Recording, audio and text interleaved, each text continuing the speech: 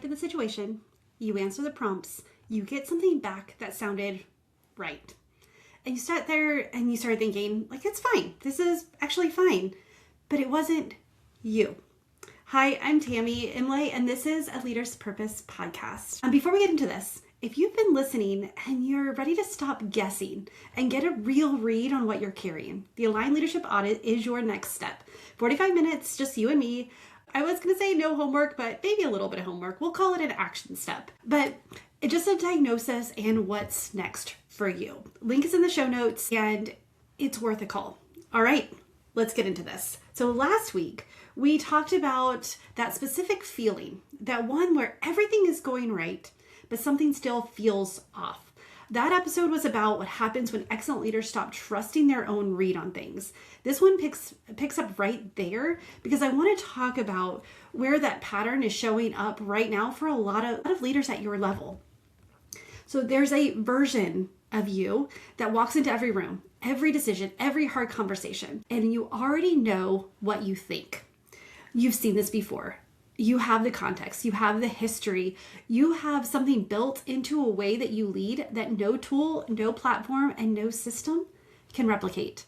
Today, I want to talk about what that actually is and why it matters more right now than it ever has. So here's what I'm seeing right now with leaders at your level.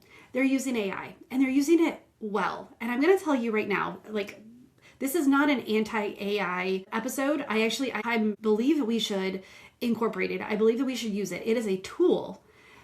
But the thing is that they're using it well. You're using it well, and you're still walking away from it feeling like something's missing. So you put in the situation, you get something back that's technically correct, and it's competent, and it's organized, but has none of you in it. No history, no read on the room, no 20 plus years of accumulating knowledge, which the conversation, which conversation to have before the meeting and which to have after. The answer sounds like leadership, but it doesn't feel like yours because it's not. And here's what really gets me is these are not junior leaders trying to figure out the basics. These are VP, SVP, C-suite leaders, senior leaders who have earned the right to have a strong opinion, who have been in the room when things went sideways and were able to keep them from going further. These are individuals who have wealth of experience that most people in an organization are counting on, whether they say it out loud or not. And what they're getting back is generic. And here's the thing, this is not something that I'm observing anecdotally. The friction factor, it's a research that I just recently released, and it names something that I see in pretty much every organization I work with. Also in over 60,000 leaders that it used to poll. I did not poll 60,000 leaders. I took research from Harvard Business Review and Gallup and created this. But these leaders are often the ones that are doing the most translating. They're calibrating. They're reading the reading of every room before they even walk in, and it's needed. That work does not show up on a performance review. It's the whole system runs on it. It runs on your read on the room, your experience, your breadth of knowledge and depth of knowledge. And AI can't see that work. It can't factor it in. And it gives you the answer without the context that makes the answer right for your specific situation, your specific team, and your specific moment. So what do we do with that? Because I'm not here to tell you to stop using AI, because I don't think that's the answer. But here's what I want you to say, and I'm going to say it plainly. AI is not the problem. AI is not the reason that you're getting generic responses. Going to it before you have your own read, that's a thing worth paying attention to. And this is the shortcut many people are taking, and it's costing them. And I know it because I've done it. One example, I love a good quiz. I love knowing, give me something that will tell me about myself. I'll take it. Tell me what to do and do it. Tell me what my patterns are. Tell me what my strengths are. You answer a few questions and you get something back. And it's easy, right? It's not wrong. You could find yourself in it. But you put yourself in and you wait for something outside of you to tell you who you are or what to do. It has no soul, no nuance, none of the specific things that makes the way I work mine. So the quiz gives you a result based on what you answered it, right? But AI gives you the same thing. It gives you output based on what you've prompted. Neither one, the quiz or AI, has access to the 20 plus years of judgment, nuance, and experience that you walk in with. Both give you something back that sounds right, but none of it has you in it. Because here's what I want you to know at your level. You do not just have knowledge, you have judgment. Those are not the same thing. Knowledge is information. You can get it from anywhere. You can get information from AI, from Google, from books. And the judgment is what you do with it based on everything you've learned about how things truly work in organizations and people under pressure.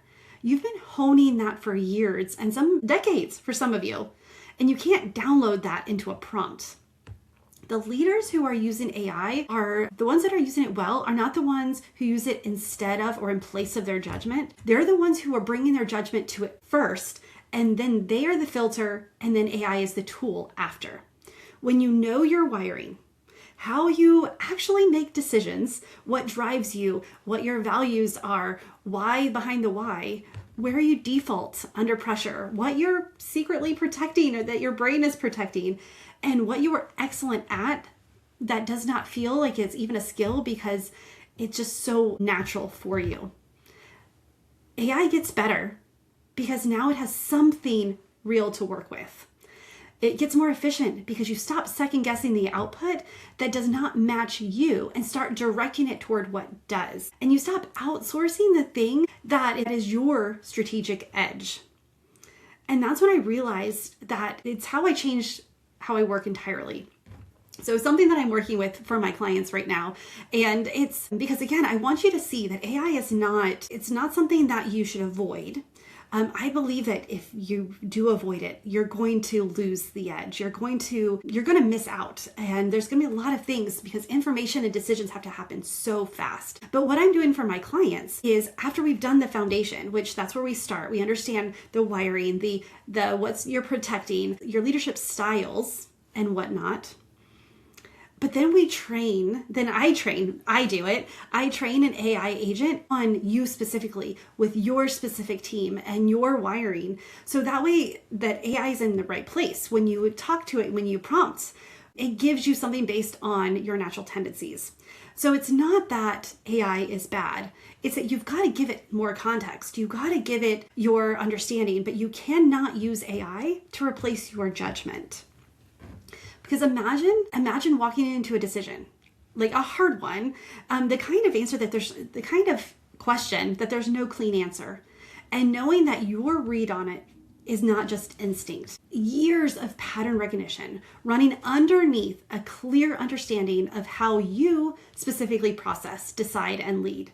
You're not gonna go to AI to find out what you think. You're gonna go to it already knowing what you think and using it to build out a picture faster. That is a different leader. That is a leader who is not second guessing her output because she doesn't recognize herself in it. That's the leader who moves faster because she knows the filter she is running through every time and trusts it. And that's the leader who is not generic, who has never been generic, and who just needed someone to name it. Your experience is not context that slows AI down. It is the thing that makes AI worth using. I built my entire diagnostic process around the idea that leaders who are already excellent at what they do, they don't need more information. They need a clear read on what is already running underneath the level that they lead. The wiring that has been there this whole time, and they've never been handed a map for it. And the research backs that up. So when you use AI, put in your judgment first. Feed it the context, but give it some more information about you. And the more information you feed it, the better it is. But we gotta feed it the right information. But before you go, I mentioned the friction factor earlier in this episode, and I realized I didn't really give you much context about it because I've just released it. It is a research report pulling from over 60,000 leaders across Gallup, Business Harvard Review, McKinsey, these big reports that they've done. And it names something happening at the senior level that no one is talking about. No one's talking about out loud for sure. And if anything I said today sounds familiar, that report is where you start. It will name what you have not been able to name yet. To download it, it's Tammy Marie Coaching, like what? TammyMarieCoaching.com/friction report. And with that, I will see you next week. Bye for now.